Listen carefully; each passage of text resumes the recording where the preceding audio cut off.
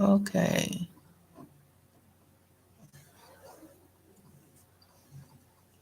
Okay. Sorry, guys. Showing my underwear. Not the intention. That's not it. Let's see.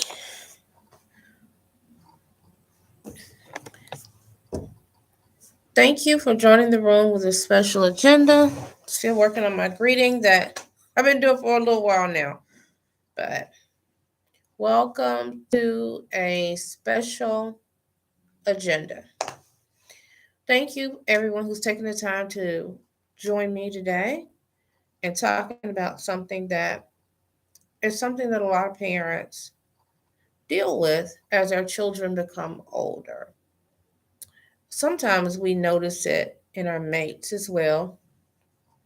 It depends on how many children you have, or sometimes we're raising our nieces, nephew. We may even have the care of um, other family members' children that we may babysit or care for on a regular basis.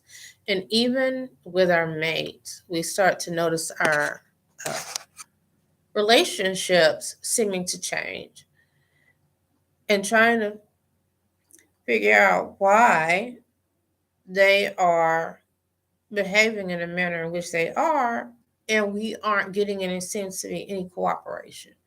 Constantly having conflict or discussions where it is negative and derogatory towards each other, and not understanding like what changed, what happened as to why we are constantly dealing with people who seem almost combative in behavior and communication.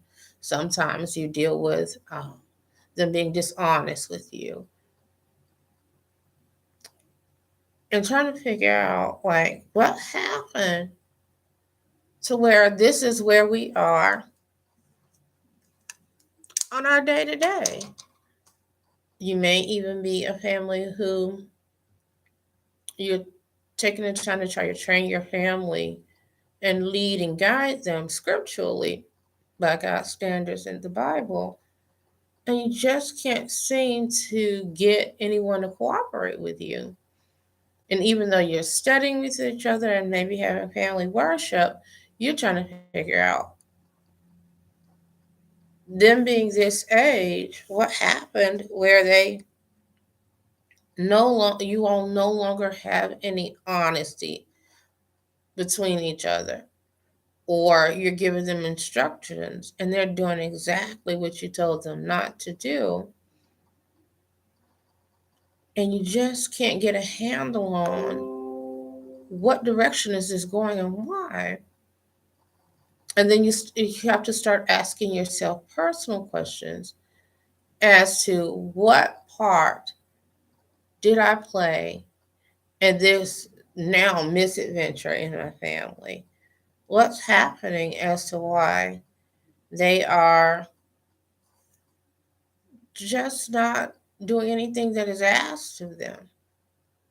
And sometimes it is the one thing that we don't think about. You say, how is it that I'm responsible for giving sound reasoning and judgment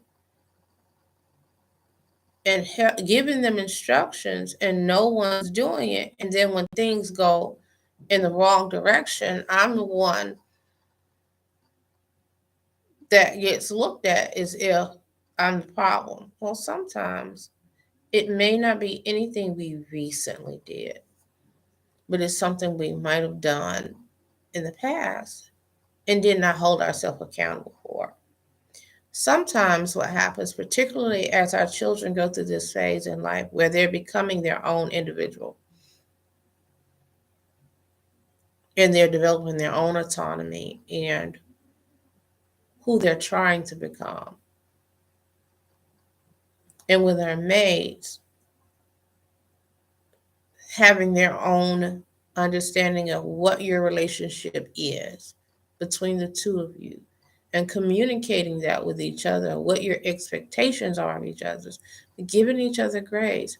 Sometimes we forget that there have been times when we have, particularly with our young ones, given them instructions or making promises of things that we were going to do and not following through. Sometimes we have no solid understanding of what that does to someone's trust. Sometimes we forget to see them as who they are. We dehumanize them to the degree that we make them a part of what we think should go on without understanding whether or not what we're requesting, is it something that's necessary? Is it something that we're telling them because of purposes of safety? Is this something that we're telling them just because we want to control the narrative in their life without understanding that everyone has the right to be who they are if it's not dangerous, if it's not something that's necessary, or the kindness and keeping things that are bad from happening to them? Are we considering who they are? And is this something that's a personal choice that has no effect on anyone else? Sometimes we forget that. As my daughter became older, I started to realize that she no longer wanted to do some of the things that we were interested in because they were just personal decisions. I remember there was one particular time where we were getting ready for a Bible meeting, and I picked out something for her to wear. She was a preteen, I'll say that. And I thought that what I picked out for her, I did it for time purposes, or so I thought. So I picked her out an outfit, and she didn't like it. I love that she was diplomatic about it. But what she said to me was, how about we try something else, something pretty? Now, this hurt my feelings a little bit because I thought what I picked out was nice, but it wasn't to her taste. Now, this could have become a matter of conflict. It wasn't immodest what she picked, so she had the right to change her mind about what was picked out for her. Sometimes, as parents and as mates, we do that.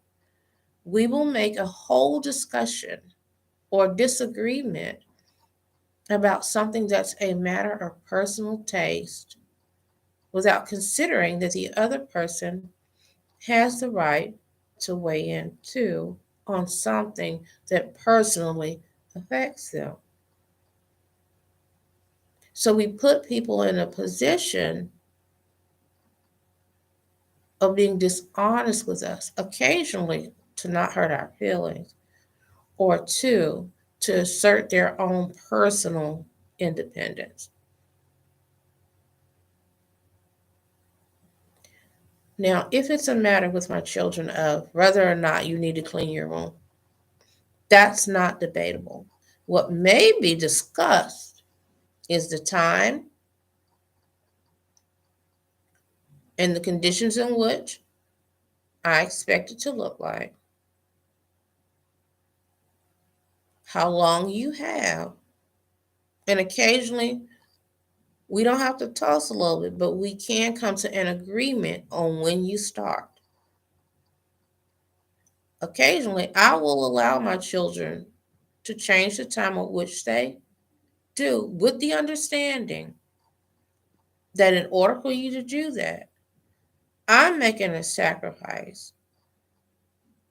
So you have to make one. What sacrifice are you willing to accept? And the same with our mates sometimes. We may get into a disagreement about buying a car. So your mate comes back with something that they bought without discussing with you. Because sometimes we're not open to a discussion. Sometimes we're unaware that we are making a decision for both individuals. So what sounds like a conversation is not. It is you as a head or the submissive mate. It depends on the dynamic of your relationship, of you making a decision and passing that down.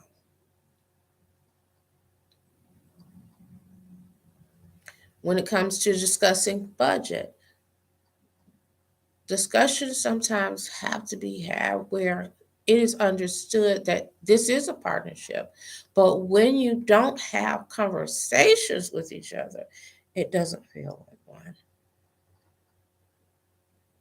It feels like one person is governing and the other ones are servants. And one has to be careful about doing that in a relationship when it is your mate, because this will definitely cause you to drift apart. And it does cause each other to just, it causes one to just to have a grievance about whether or not the other person's interest is ever looked at. Do we see them as someone who's in a relationship with us and we're not questioning their intellect? Because that's what it feels like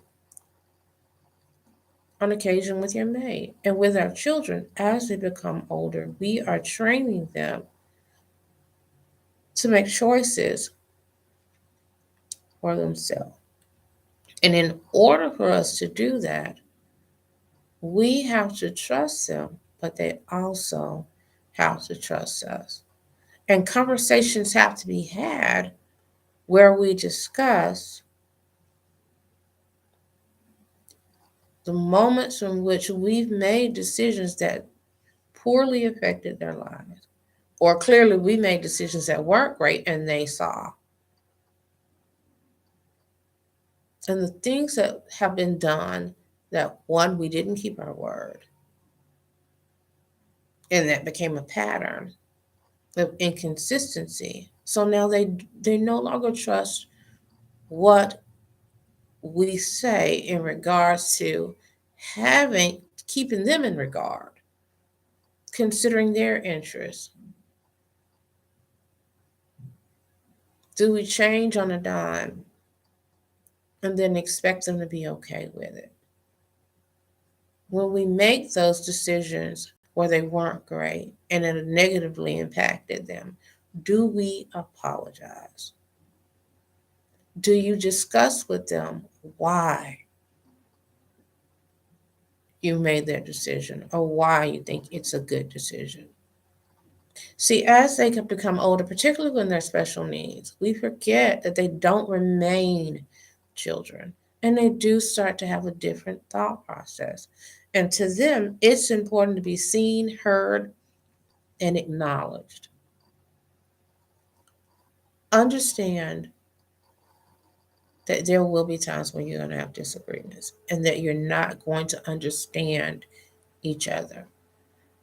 It's okay to let them know that please help me understand what it is you need to do or why it is you want to go to Walmart right now. Why is it that you need to go now? What happened that when we went this time,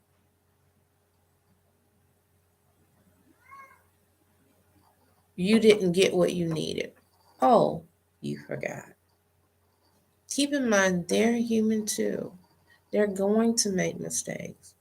But let's not confuse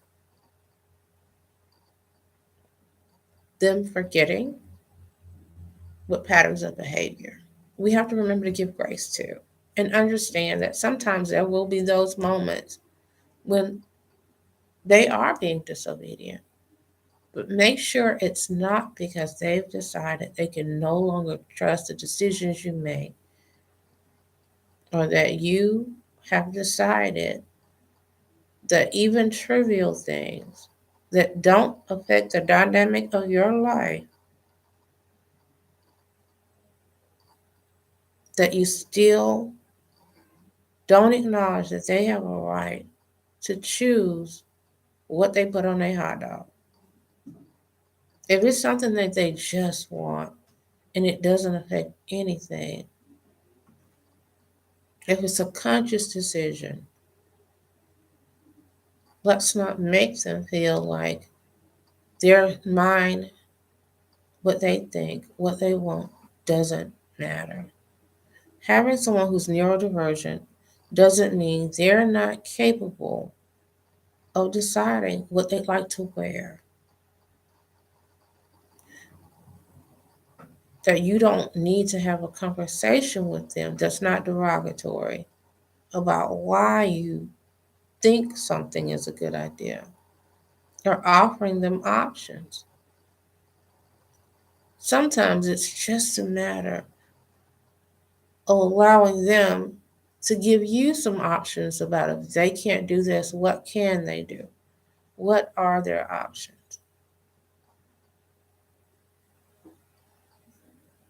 Let's give each other the grace that we feel that we need daily. Let's remember to see each other and take the time to treat each other as our Heavenly Father treats us. See, one of the reasons that Adam and Eve was deceived, but one of the things that Satan did in order to deceive them was to question whether God could be trusted.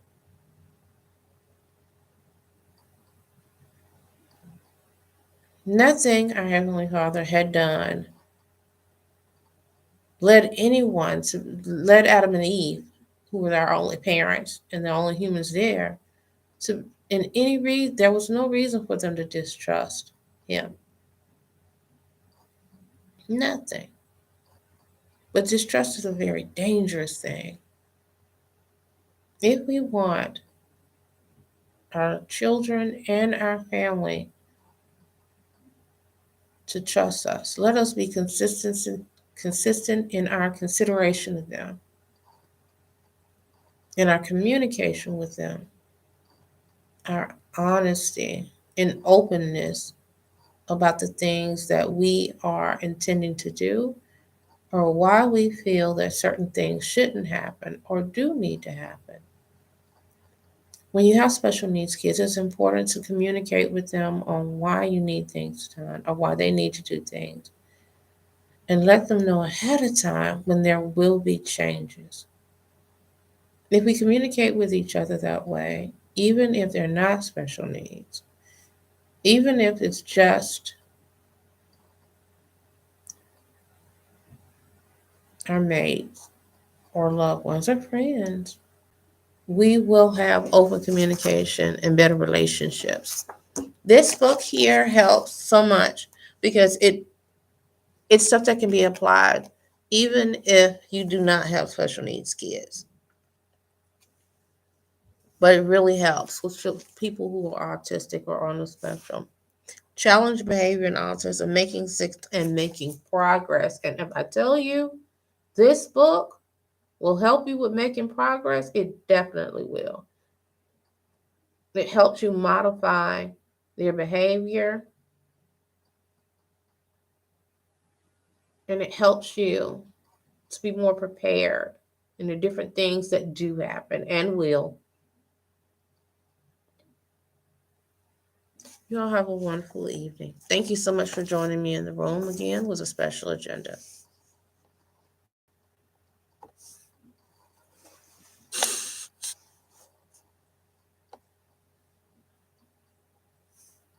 Okay.